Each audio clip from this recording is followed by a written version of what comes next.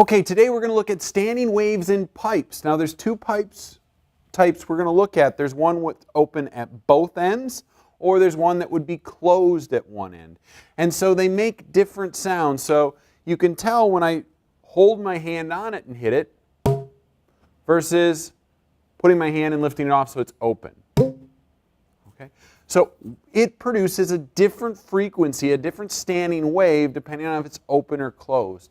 So what we want to do is draw those wave patterns, identify an equation that meets those requirements, and then try one out. So let's get started. So when we have a pipe that's closed at one end, so whenever you have an open end of a pipe, there is going to be an antinode. Okay. Whenever you have a closed end of the pipe, you're going to have a node. All right. So when we start drawing our wave pattern in here, so I started a node and I go to the first antinode, which is only really a quarter of a wavelength. It's from the start to the first crest, and so the other part here. So that's really only a fourth of a wavelength. The next one looks like this, so it goes to 3/4 of a wavelength. The next one, and you maybe start to see the pattern here. So we did 1/4, 3/4, and now 5/4. Okay. So when we start to list out what we're seeing L is equal to 1/4 of a wavelength. L is equal to 3/4 of a wavelength. L is equal to 5/4 of a wavelength. Now that's a little bit different than the string one we did. You'll notice that it's going 1, 3, 5, and so you can maybe conclude that the next one will be 7/4. And so we can kind of put this all together along and get L is equal to n lambda over 4, but in this case n is going to be 1, 3, 5, and so on.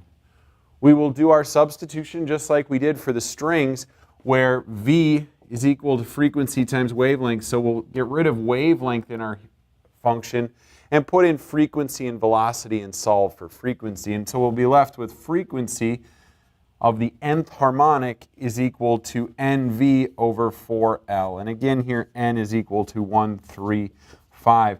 And what that means, the n, is that's my harmonic number. And so you'll see there is no second harmonic.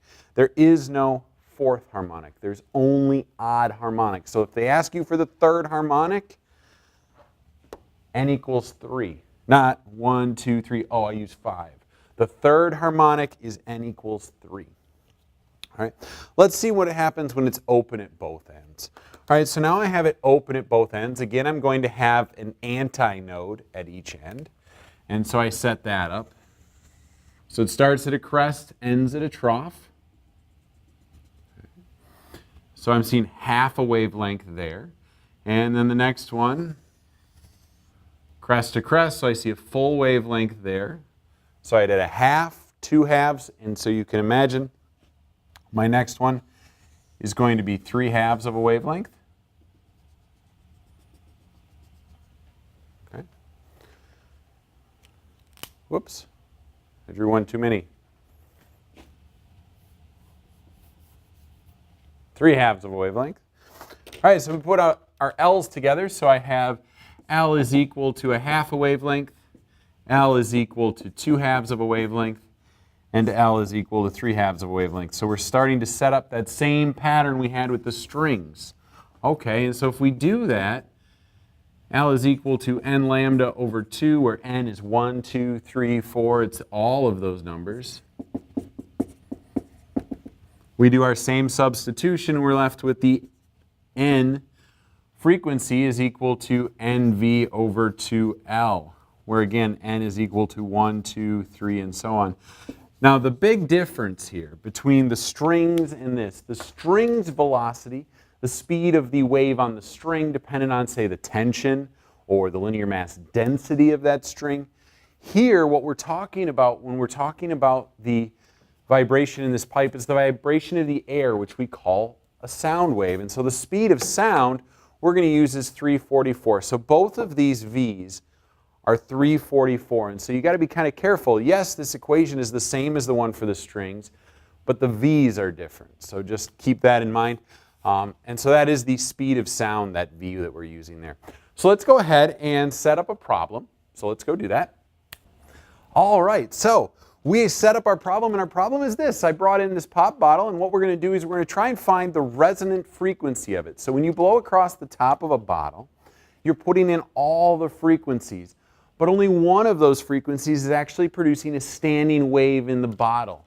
It's adding on itself. It gets louder. And so, for instance,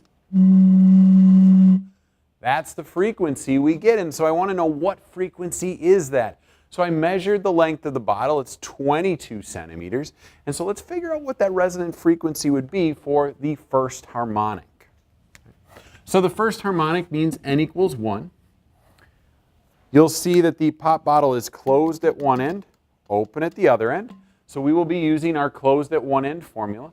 We're going to go ahead and use this one. We're using n equals 1. And so I start setting it up. And so I have f of 1 is equal to 1 times v. Okay. V, that's the speed of sound, because that's the sound is going in and out of that pipe. So I have 344 divided by 4 times the length, which was 22 centimeters. So I just have to change that to meters, 0.22 meters. Get out my calculator, plug it in, and we find out we get about 391. So this is 391 hertz is that resonant frequency for a pop bottle.